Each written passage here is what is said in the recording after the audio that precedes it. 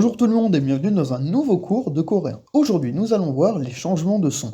Alors, premier petit truc à savoir, c'est que les changements de son, ça va être plein de petites règles de prononciation qui vont s'appliquer sur le coréen pour faciliter la prononciation. Donc c'est pas des règles qui vont être là pour être chiantes, qu'il va falloir apprendre et ça va être relou. Non, non, non.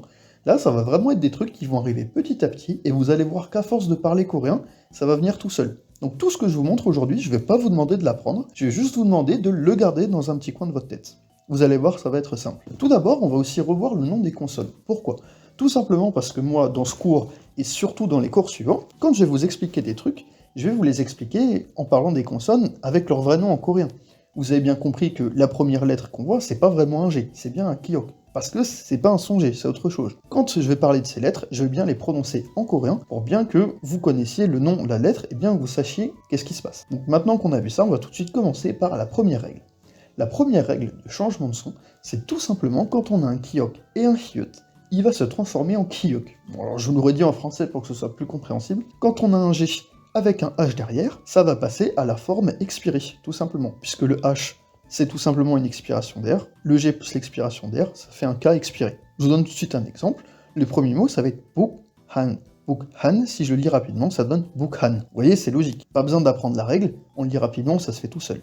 Bukhan, c'est comme ça qu'on dit la Corée du Nord. Alors oui, dans un précédent cours, on a déjà vu un autre mot pour la Corée du Nord, c'était un mot différent, mais vous inquiétez pas, je vous expliquerai ça dans un prochain cours. Pour l'instant, on se pose juste là avec des mots d'exemple, tous ces mots-là, vous n'avez pas besoin de les apprendre, on les reverra par la suite. Autre truc, c'est que là, on a vu le kyok avec le hyut, mais c'est pareil aussi pour l'inverse. Si on a not avec ko, ça donnera nokko, tout simplement. Peu importe le sens dans lequel ils sont, si on a un G avec un H ou un H avec un G, ça va faire pareil, ça va faire quelque chose d'expiré. Maintenant, on va avoir exactement le même phénomène avec toute la ligne qui se prononce comme un T, avec le ticket, ainsi de suite. Donc là, par exemple, si on a un ticket avec un hyut, on va le prononcer comme un tiut. La même chose avec tout ce qui se prononce comme un D à la fin. Par exemple, mot, écrit M-O avec l'équivalent du S, on va bien le prononcer mot, et si on a un H derrière, un hyut, et ben dans ce cas-là, on va faire pareil. Donc ça va donner mote. C'est pour ça que je vous ai bien demandé de retenir que le S en finale, c'est vraiment quasiment toujours une prononciation en T, sauf quand on a une liaison. Et quand on a un H, on va pas faire de liaison, et on va agir comme si c'était bien un ticket. Donc, hyut, mote. Mote, ça veut dire ne peut pas. Ensuite, c'est la même chose si on a l'inverse. Si on a le H avec l'équivalent du D après, ce mot-là, on le lira chota, chota. Maintenant, on a vu ça avec le kyok, avec le ticket. On va voir que c'est exactement pareil pour le pieup et pour le tiut. Et regardez, ça se lit très simplement. Si on a que avec heng et qu'on lit les deux à côté, on aura que peng. Vous voyez, c'est logique. Pareil, si on a le H avant le tiut, on va le prononcer aussi. Là ici, si on a no avec ti, on va le prononcer no ti. Pas de souci. Maintenant qu'on a vu ça, on va voir d'autres changements de son, un petit peu plus compliqués, mais c'est pareil, c'est juste une question de prononciation. C'est pour faciliter la prononciation. Comme je vous l'ai dit au début du cours, ça, j'ai pas besoin que vous l'appreniez. Vous avez juste à le retenir dans un coin pour pas que ça vous semble trop bizarre, mais n'apprenez pas toutes ces règles, ça va être vraiment trop chiant. Alors, le premier exemple, tous les exemples ici vont être des exemples de nasalisation. Nasalisation, ça va être comme si on va le prononcer avec le nez. Premier exemple, si on a un pieu avec un mium, ça va devenir comme un M. Par exemple, shipman, on va pas le prononcer shipman, mais shipman. Vous avez l'idée, c'est pour que ce soit plus facile à prononcer. À la place du M, un N, c'est le même phénomène qui intervient. En fait, le M et le N, le mium et le nion, ce sont des lettres, des sons nasaux. Donc ça va forcer le son d'avant à devenir un son nasal, un peu comme en français. Donc là, si on a le P avant le N, on va avoir mep, né, même né, même né. C'est le même principe qui intervient. Le pieu va se prononcer comme un mium. Même né. Autre phénomène, celui-ci est un petit peu plus compliqué. Ça va être que le son kyo, devant quelque chose de nasal, que ce soit un mium ou un nion, va se transformer en son comme en yun. Je vous montre tout de suite un exemple. Si on a cook avec min, on va pas prononcer cookmin, mais bien kungmin. Kungmi. Je vous ai écrit à côté comment est-ce qu'il se prononcerait si on l'écrivait comme il se prononçait. Kungmin, c'est comme ça qu'on dit le peuple en coréen. Ensuite, c'est exactement la même chose avec un n. Si on a cook avec ne, on va bien le prononcer kungne, kungne. C'est plus facile à lire que si on disait kukne. Kungne, vous avez compris l'idée. Maintenant qu'on a ça, on va voir que c'est exactement pareil pour l'équivalent du T. Alors, je dis l'équivalent du T, pourquoi? Parce que ça soit un ticket ou alors un siot, ainsi de suite, tout ce qui se prononce T à la fin va obéir à ce phénomène. Ici, notre mot d'exemple, ça va être itmom. Itmom, on va pas le prononcer itmom, mais bien inmom, inmom. Le T à la fin de la première syllabe va se transformer en N. Pareil si on a un M au lieu d'un M à la fin. Par exemple, pit, na va bien se prononcer pina, pina. C'est tout simplement des règles pour faciliter la prononciation. Et en fait, à force de le dire, vous sentez bien que c'est beaucoup plus facile de le prononcer comme ça. Itmom, c'est chiant à dire, alors que inmom, ça glisse tout seul. Pareil pour pitna, c'est chiant, alors que pinna, ça se fait tout seul, pas de souci. Maintenant qu'on a vu l'analysation, on va voir les changements de son, diul. On va réappliquer ce qu'on a vu tout à l'heure avec une nouvelle règle, qui est que quand on a un diul après un M, ce diul va se transformer en ion. En fait, c'est pareil, c'est une histoire de facilitation de la prononciation. Dans le premier exemple, on aura umnio, umnio. On va pas dire umlio. Umlio, c'est trop chiant à dire, et de toute manière, si on dit umnio, umlio, umlio d'affilée, on verra bien que ça se transforme naturellement vers la forme que je vous ai mis à droite. Umnio, ça veut dire nourriture en coréen. Le même phénomène qu'on vient de voir à l'instant, mais en reprenant ce qu'on a vu tout à l'heure. Si le L après le M se transforme en N, ça veut dire que si on a un B avant ce N, il va se transformer en M. Alors là, ça devient très compliqué, mais vous inquiétez pas, c'est simple. C'est juste une addition des deux règles qu'on a vues tout à l'heure. Là, dans notre mot, ça sera ap, donc. Et si on le lit rapidement, amnok, amnok. On reprend le B qui se transforme en M, et juste après, on reprend le L qui se transforme en N. Ça se fait un peu moins naturellement que pour umlio, mais à force, vous allez voir que c'est vraiment quelque chose qui va rentrer. Ap, donc, ça se lit bien amnok. Autre truc, si on a un son ion avec un son diul, le diul va se transformer en N. Comme par exemple le nom de la ville de Gangneung. Gangneung, exactement pareil que tout à l'heure. Si on dit Gangneung, soyez bien qu'à force c'est chiant à dire. Gangneung, Gangneung, et ça se transforme naturellement en Gangneung pour faciliter la prononciation. L'exemple que je vous ai mis après, c'est pareil, en reprenant aussi la règle du G qui devient NG. Si on a Kook, Lip, on va faire les deux règles en même temps. Le diul va se transformer en ion, donc nip, et comme à la fin on a un ion, on va voir le G qui va se transformer en ng, donc kungnip, qui est beaucoup plus facile à dire que kuklip. Dernier exemple, donc là c'est vraiment plus simple, c'est plus léger. Quand on a un liul et un ion juste à côté, ça va se transformer en double liul, pareil pour faciliter la prononciation. Ou l'inverse, ion plus liul, ça fera aussi double liul. On passe aux exemples avec sol-nal, sol-nal. Sol-nal, c'est comme ça qu'on dit le nouvel an en coréen. Et deuxième exemple, han-da, qui deviendra Halla. Halla, c'est le nom d'une montagne en Corée du Sud. N plus L, ça fait double L, et L plus N, ça fait double L aussi. C'est beaucoup plus facile à le prononcer comme ça, et de toute manière, si vous essayez de le prononcer de votre côté, vous verrez bien que ça se fait naturellement. Handa, Hanna, comme je vous l'ai dit, ça, n'essayez pas de l'apprendre à la sauvage, ça viendra tout seul, vous inquiétez pas. On aura beaucoup de cours, beaucoup de mots dans lesquels ces particularités de prononciation apparaîtront, et vous verrez qu'à force ça viendra. Maintenant on va voir un autre phénomène beaucoup plus simple, c'est tout simplement le H qui devient silencieux dans certains cas. En fait, quand on a un H qui est dans une liaison, et ben en fait le H va tout simplement sauter. Si on a un no avec le H en finale et un A, et ben on va pas le prononcer noha, on va juste dire noa. Si on a chon et hwa, on va pas dire chonhwa, on va dire chonwa. Le H va sauter quand t'as une liaison qui peut être pareil. Si on a ol avec he, on va pas dire olhe, on va dire ore. Beaucoup plus simple à prononcer. Et pareil pour le NG, si on a bang avec he, on va faire banghe, et pas banghe. Bon, si vous le prononcez banghe, olhe, chonhwa, les gens vous comprendront, hein, pas de souci.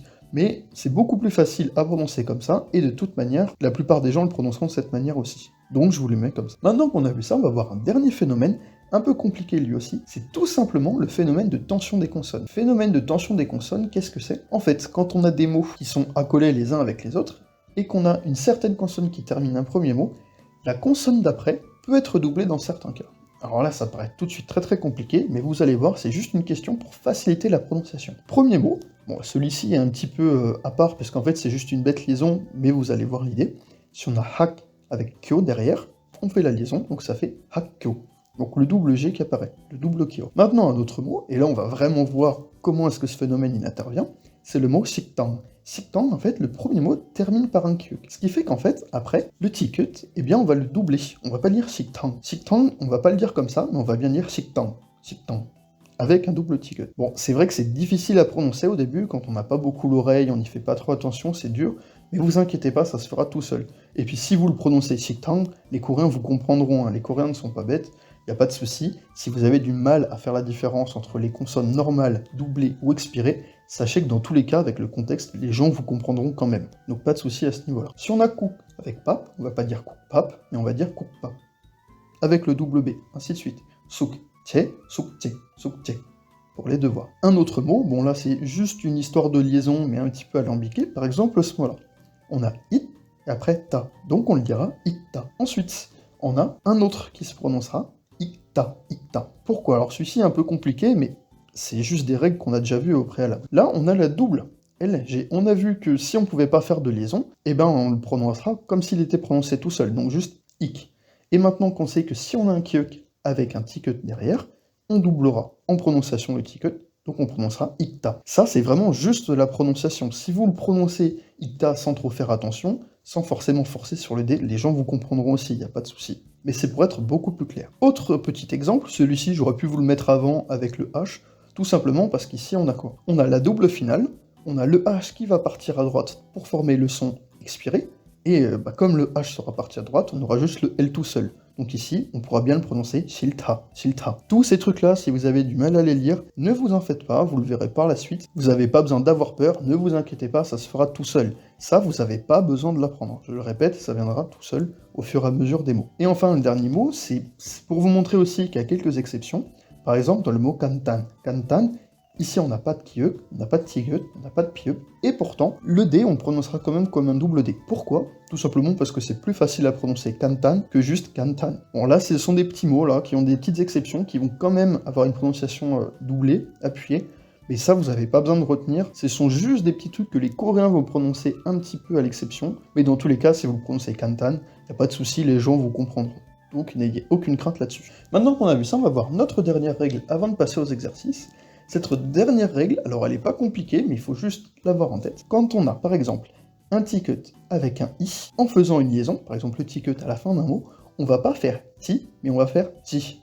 Pareil, si on a un ticket avec un i, on va pas faire ti, mais on va faire ti. Bon, c'est pas très compliqué, mais il faut le garder en tête pour le savoir. Par exemple, dans le mot ensemble, qui se dit kati, vous voyez bien, on fait une liaison. Et on dit pas kati. Si on dit kati, bon là, les gens ne comprendront pas trop. Faut vraiment dire kati. Ça, on veut voir la même chose avec le ticket. On va passer au dernier exemple. Si on a kut avec i, on va pas dire kudi, mais on va bien dire kuji. Alors, ce sont pas des mots très courants, hein. Les mots avec cette règle-là sont quand même plutôt rares, sauf pour le mot kati, qui lui est vraiment important à connaître. Les autres sont vraiment beaucoup plus rares. On va passer aux exercices. Ici à gauche, je vous ai mis des mots. À droite, il va falloir que vous m'écriviez en coréen comment est-ce qu'il se prononce. Pareil, comme on a vu au cours précédent, si c'est par exemple un S en fin de mot, vous allez l'écrire avec un D, ainsi de suite. Pour bien voir comment est-ce qu'il se prononçait s'il s'écrivait normalement. Donc j'espère que vous avez le temps de le faire de votre côté. Et maintenant, c'est parti. Alors pour le premier mot, normalement vous savez déjà comment faire, ça sera cut, cut. Bon, je l'écris avec un D tout simplement parce que le T final de base s'écrit avec un D. Cut. Cut, ça veut dire la fin. Donc le double G au début, pas de souci. Normalement, vous savez le prononcer. Le même mot si on le met, mais avec quelque chose de nasal derrière, où on va pouvoir faire une liaison nasale. Donc là, on aura kunna, kunna. On a le cut avec le N, donc kutna, qui se transformera en kunna. Tout simplement pour faciliter la prononciation. Ensuite, on a le nom d'un fruit. Celui-ci est plutôt compliqué parce qu'on va avoir deux règles qui vont arriver en même temps. Ça va être songnu, songnu. Pourquoi? Parce qu'on aura déjà le kiuk devant le liul qui va se transformer en ng, et ensuite si on a un ng, le liul qui va se prononcer comme un yun, pour que ce soit plus simple. Donc songnu. Et vous entendez bien que songnu, c'est beaucoup plus facile à prononcer que sokliu. Sokliu, c'est vraiment chiant à dire. Je répète aussi que tous les mots qu'on voit ici, si vous avez du mal à les faire en exercice, c'est vraiment pas grave. Ces mots-là, et ce cours-là en particulier, c'est vraiment un cours, vous allez le revoir de temps en temps quand vous aurez des questions sur la prononciation, mais c'est pas un cours qu'il faut vraiment apprendre et savoir par cœur. Celui-là, vous le verrez juste par la suite, 2-3 petits trucs de temps en temps, vous allez les voir, les revoir, et ça va aller tout seul. Si l'exercice là à la fin, vous avez du mal à le faire, il n'y a pas de souci. Dans le prochain cours, on va voir quelque chose de beaucoup plus simple, ça va être un cours de vocabulaire, et vous allez voir que si vous avez du mal avec ce cours-là, ça va absolument pas freiner votre apprentissage du coréen. Ce cours-là, vous le reverrez par la suite si vous avez des questions, et ça va bien se passer. Ensuite, on a un autre mot très important, puisque c'est le mot pour dire la langue coréenne, le coréen. C'est Hangukmal, Hangukmal. Donc là, on a quoi? On a tout simplement le G devant le M, donc qui se transforme en NG. Donc Hangukmal qui devient Hangukmal. Pas de souci. Donc là à droite, je vous ai mis aussi Hangukmal écrit avec un NG au début, mais en fait ça se fait naturellement. Absolument toutes les langues du monde, quand on a un N devant un G, on va le prononcer NG. Si vous l'avez écrit, que ce soit à droite ou à gauche, il n'y a pas de souci. Hangukmal. Il faut juste pas le prononcer Hangukmal parce que là c'est vraiment bizarre. Avant-dernier mot, c'est le nom d'une région qui est au sud-ouest de la Corée. C'est la région de Jeollado. Jeollado, s'écrit comme ça, donc Chon-da, mais se prononce bien Cholla. Jeollado, c'est la région au sud-ouest de la Corée du Sud. Le dernier mot, c'est un mot qui veut dire lever de soleil. Bon, c'est pas un mot très commun, mais petite particularité de prononciation. Donc c'est bien Hedoji. Donc maintenant qu'on a vu ça, on a terminé le cours. Donc si vous avez des questions, n'hésitez pas à les poser en commentaire. N'hésitez pas à revoir ce cours si vous avez du mal. Et surtout, souvenez-vous que si ce cours, vous avez du mal à le comprendre, il y a des trucs qui ne rentrent pas, ne vous bloquez pas là-dessus. Les autres cours seront beaucoup plus simples. Celui-ci est vraiment plus compliqué que les autres. Et surtout, n'hésitez pas à le revoir par la suite. Pour l'instant, ce que je vous recommande juste de faire, c'est de passer au cours suivant. Vous allez voir que ça va être beaucoup plus simple. On va avoir 2-3 particularités de prononciation qui vont apparaître. Maintenant, vous savez d'où elles viennent. Et puis sur ce, je vous souhaite de bien réviser. Et je vous donne rendez-vous la semaine prochaine pour le prochain cours. Ciao!